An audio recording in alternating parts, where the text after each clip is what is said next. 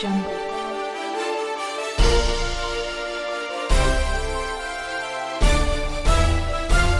Audio Jungle. Henry Gajon, Henry Live, coming out of you from New York City, a warm New York City. I'm here with a great panel of guests and a special guest. I have Elisa Nahoum. I hope I'm saying your name right, Elisa. You could always correct me if I'm not saying it right. She's a Republican candidate running on New York State Senate, District 11 here in New York. We have on the 23rd of June, we have our primary, and it's going to be very interesting because right now there's so much happening right now between what's happening in our country, between what happened with the unfortunate death of George Floyd, protest riots. And just wanted to talk a little bit in my intro on our guest. She is running against John Liu. He's an incumbent Democrat with 334,000 people in her district. And the last time a Republican ran in that district, the person lost. The incumbent won with 53% of the vote compared to 24.3% of the vote. And right now, the demographics here is 55% Democrat, 17.2% Republican, 23.9% non-party affiliate.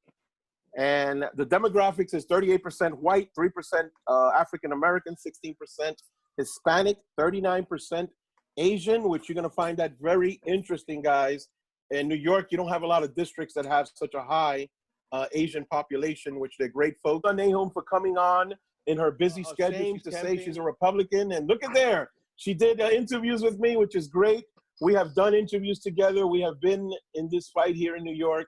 And she is one that she's dedicated, that she wants to go strong and running in this district. Elisa, welcome today with my panel of guests. They will introduce themselves in a little bit. Elisa, you want to give an introduction and say, why are you running for New York State Senate? Well, first, I want to thank you for having me on the show. I really appreciate it. And I'm welcome to answer any questions and discuss my campaign. So your question to me is, why am I running in my District 11, correct? Yes. Okay. Well, actually, I'm a citizen of the Flushing area. I actually am a resident of Flushing, Queens. My whole life, I actually moved to Flushing when I was 5. And I really love my community. I'm a diehard resident here. I am totally into helping the citizens of Queens rise above all this mayhem going on, this uneasiness. There's been an attack, obviously, with the bail reform is a big issue. Education is also a big issue. My opponent is not for either of those two issues, actually. He is aggressively on the campaign. He is the co-sponsor of the bail reform bill that we have in place right now. And also he is also on the educational board of some sort. But what's happening with the educational board is they're actually trying to eliminate the gifted program, saying it's racist. So we have a lot of challenges. And I know that my Asian community, who I dearly love, and I actually am so part of them, and I just built things, and they brought these wonderful, great cultural things to the community, and they really strive on education. And what I'm saying about striving is really, it's day and night. They're very, very educated, oriented, and this gifted program is a big challenge for them. So I know in my district alone, for the Asian community, they also are scratching their heads because Mr. Liu is Asian, but he is more on the, by calling him a Democrat, you're actually giving him a compliment. I'd like to correct that. He is far left. Let's give credit where credit is due. And my district is in a lot of trouble right now. If we get him in, he's going to move on to this district, continue his fiascos. Then he's going to move on to being the governor or the mayor, more than likely. I think that's what my people are telling me is his game plan, is to actually become the mayor or the governor of New York State. So, excellent, excellent. Before I turn it over to my co-host, Edwin Duterte, I got to tell you, both my panelists, not only are they my good friends, and we are in this movement together, they're both ex-congressional candidates. So they know exactly what it is to campaign. They know exactly to take on the system. They are being American. They are a minority like me. We're proud from our cultures, but we are American. We are proud to be American. And I turn it over to you, Edwin Duterte. Well, it's a pleasure to meet you, Elisa. And I congratulate you and taking the stance and really improving your community. Being in state Senate, what do you think is the biggest challenge of you winning in this race? Because I understand, the demographics probably, lean a little farther left than where you stand. What do you think, are the winning areas of your race? Winning areas or the winning points? Or the winning points. I'm sorry, with the winning points. Thank you. It's okay. Thank you. Nice to meet you again. I didn't get a chance to. Thank you for that. Well, I'll tell you the truth. There's a balance of being reasonable and then insane. So even though there are Democrats on the fence, and I understand that their ideology is slightly different than ours, but I'll tell you the truth, most Democrats, and I can't really say most, but some Democrats that I know, let me rephrase that, they're looking at reasonability right now. They're looking at their lives, their safety, their education. This is all being in question right now.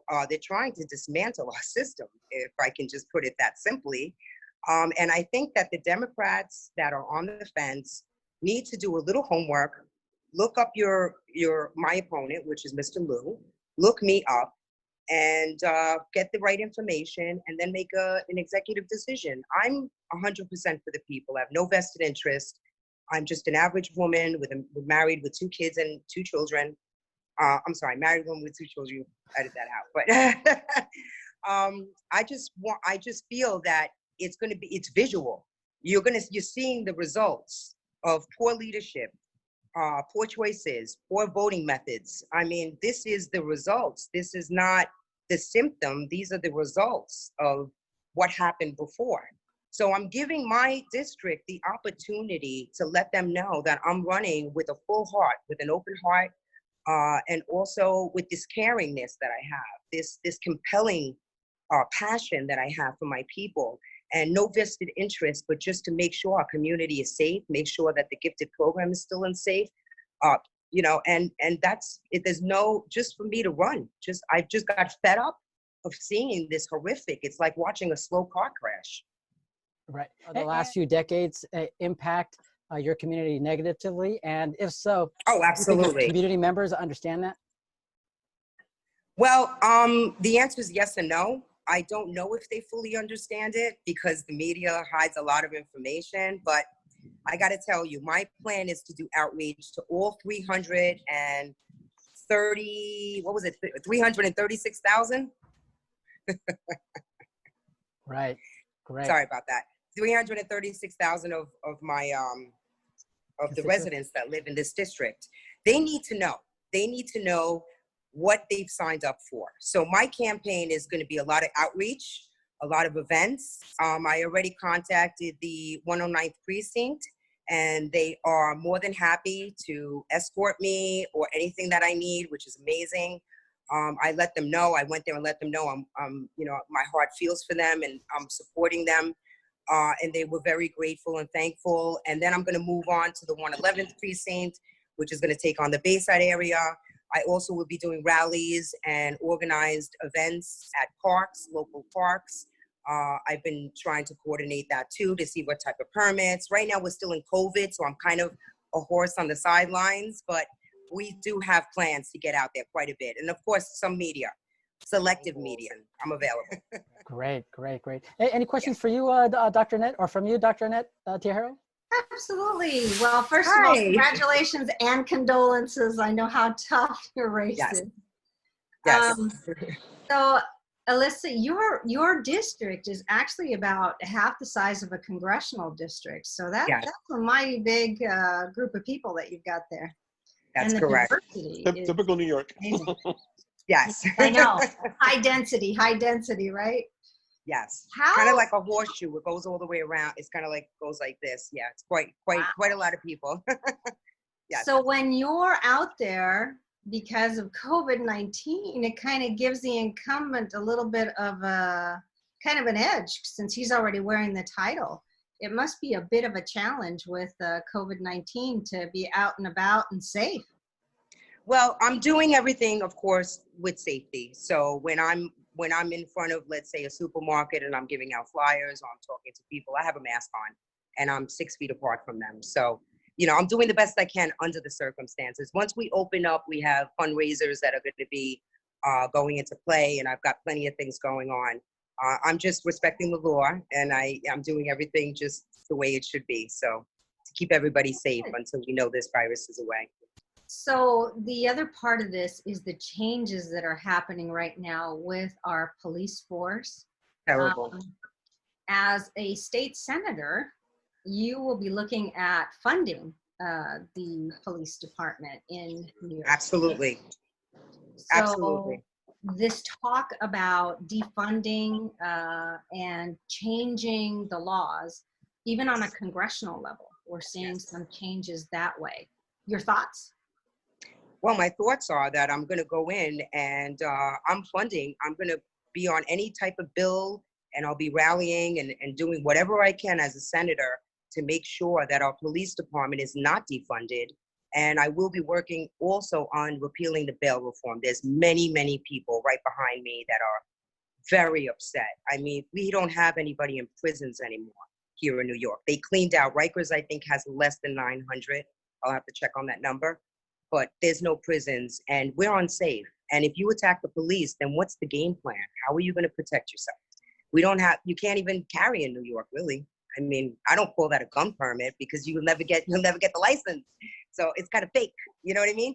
So what happens is you have no protection. You're attacking the very same people that come to your house when there's an emergency. So it's very, very dangerous. I don't think people fully understand the ramifications of this kind of last minute, let's push this type of thing. It's very dangerous. And I just pray for New York City, and I pray that my people.